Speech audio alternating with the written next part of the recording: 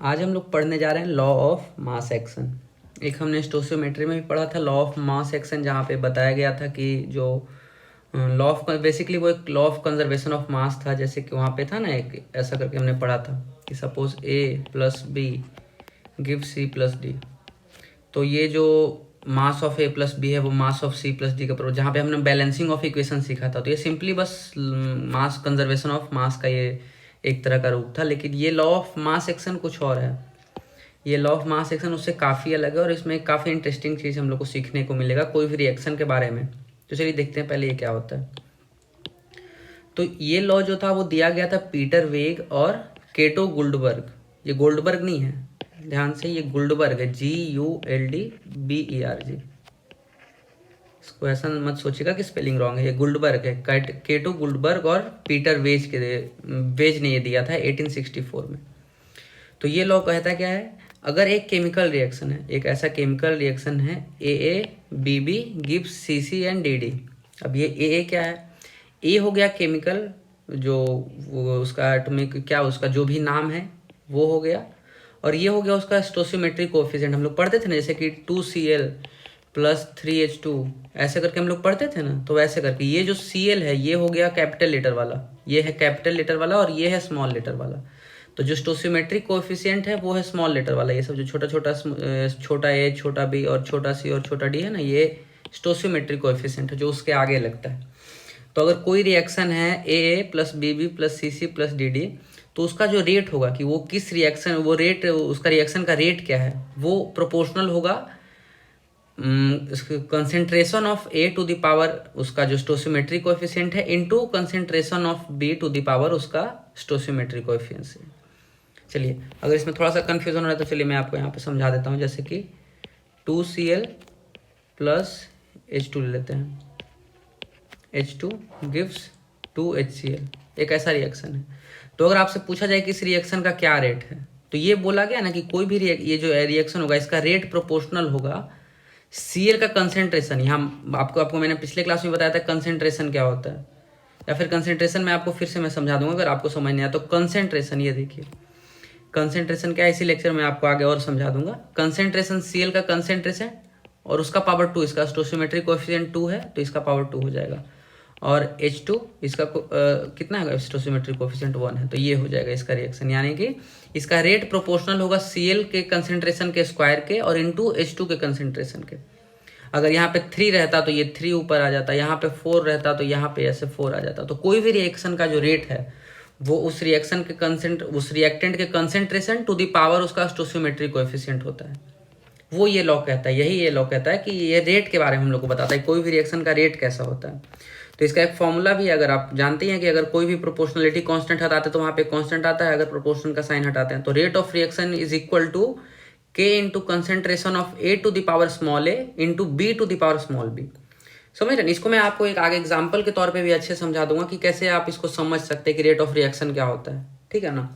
तो चलिए देखते हैं अब क्या है। It states that rate of reaction is directly proportional to product of active mass, molar mass, active mass उसी कहते हैं कंसेंट्रेशन को, कंसेंट्रेशन जो किसी भी टाइम पे उसी को उसका एक्टिव मास कहते हैं, active mass of reactant and each raise to power equal to respective stoichiometric coefficient in balanced chemical reaction.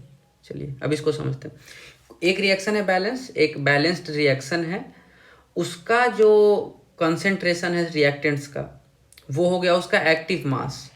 Active mass एक टर्म है, बस इसको ज़्यादा टेंशन लेने का जरूरत नहीं है, एक बस टर्म है एक्टिव मास। तो ये बोला जाता है कि वो ये जो है ना, concentration of A is active mass of A और concentration of B is active mass of B, और each raise to the power equal to respective stoichiometric coefficient, और हर किसी के पावर में क्या रहेगा, उसका स्टोशियोमेट्रिक कोएफिशिएंट रहेगा।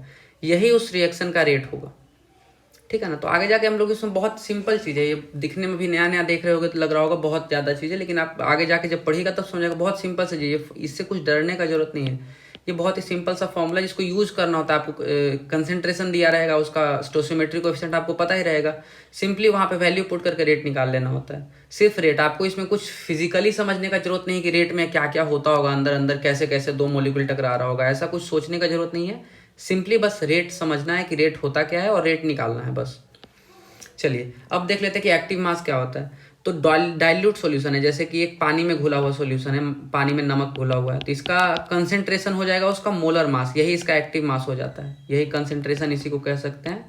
ये लगभग लगभग उसके मोलर मास के बराबर होता है, ठीक है, एक्टिव मास जो भी है।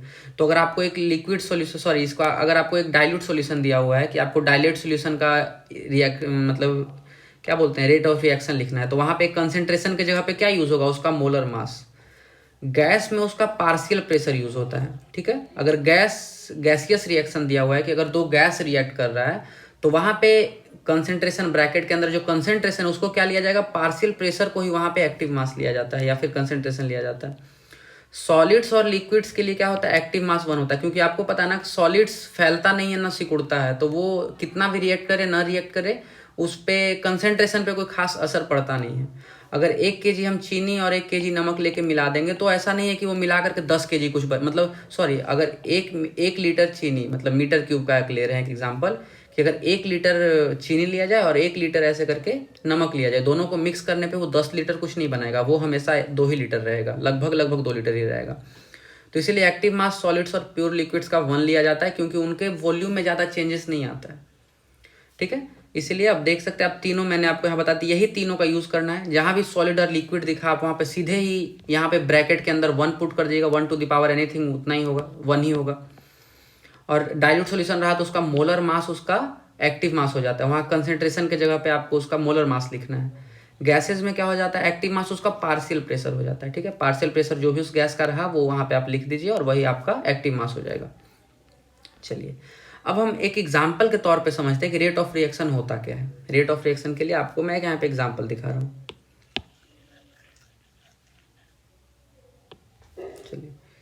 चलिए बचपन से हम लोग कभी भी क्या बोलते हैं कि कोयले का चूल्हा देखे होंगे ना, कोयले का अगर ऐसे करके एक चूल्हा होता है जो जिसमें कोयला डाला जाता है, ऊपर से ऐसे आग लगता है यहाँ पे, ठीक है। तो आप क्या देखते हैं, स्टार्टिंग में कोयला उसमें भर दिया जाता है पूरी जो कि रिएक्टेंट, आप इसको कोयले को रिएक्टेंट मान लेते हैं, तो यहाँ पे कोयला पूरा भर दिया जाता है। अब इसमें धीरे से आग लगाया जाता है, ठीक है।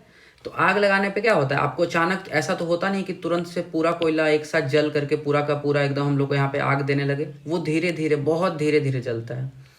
और धीरे धीरे जलते जलते जलते एक टाइम आता है उसको बहुत मतलब हवा देने, यहाँ पे ऐसे फैन लगा दिया जाता है, यहाँ पे ऐसे करके फैन लगा दिया जाता है और ये हवा देता है यहाँ पे, और यहाँ पे धीरे धीरे जलते रहता है। स्टार्टिंग में थोड़ा सा जलता है, उसके बाद जलते जलते जब कुछ टाइम बीत जाता है तो ये जलने लगता है कॉन्स्टेंटली, मतलब कि अब वो बराबर हीट हम लोग को जितना अभी दे रहा था वो देते रहेगा लगातार, थोड़ा थोड़ा कोयला उसमें डालना पड़ेगा बस।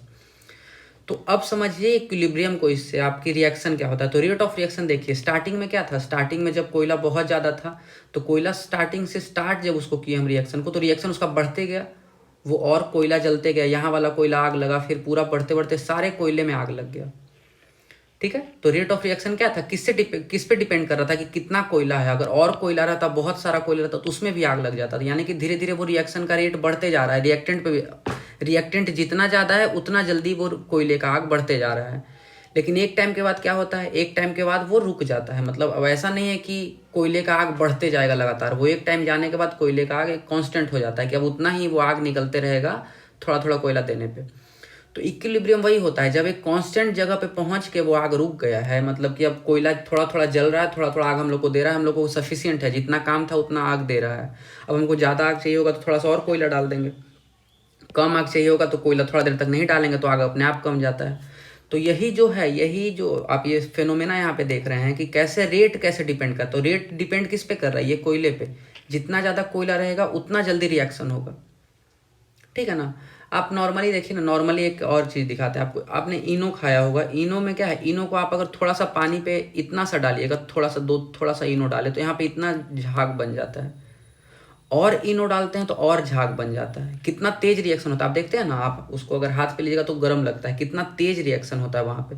तो किस चीज़ पे डिपेंड कर रहा है कि आप कितना इनो और पानी स्टार्टिंग में डाल रहे हैं, यानी कि कितना रिएक्टेंट है। स्टार्टिंग में जितना रिएक्टेंट रहेगा उतना ज़्यादा तेज रिएक्शन होता है, ठीक है ना।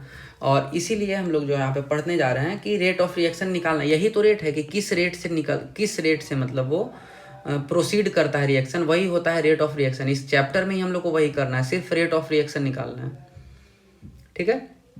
तो यही हमारा आज का बेसिकली टॉपिक था कि rate of reaction law of mass action में क्या बोला जाता है और लॉ ऑफ मास एक्शन हम लोग को क्या बताता है। तो सिंपली देखते हैं, लॉ ऑफ मास एक्शन हम लोग को सिंपली बताता है कि रेट ऑफ रिएक्शन जो होता है वो किसी भी रिएक्टेंट के या फिर किसी भी सब्सटेंस के जो मास होता है एक्टिव मास के प्रोपोर्शनल होता है, उसका पावर क्या होता है, उसका स्टोसिमेट्री कोएफिशिएंट। जो भी उसका कोएफिशिएंट था 1 2 3 4 0.5 1.5 2.3 जो भी उसका कोएफिशिएंट था उसके पावर के प्रोपोर्शनल होगा उसके concentration raise to the power उसका स्टोसियोमेट्रिक कोएफिशिएंट।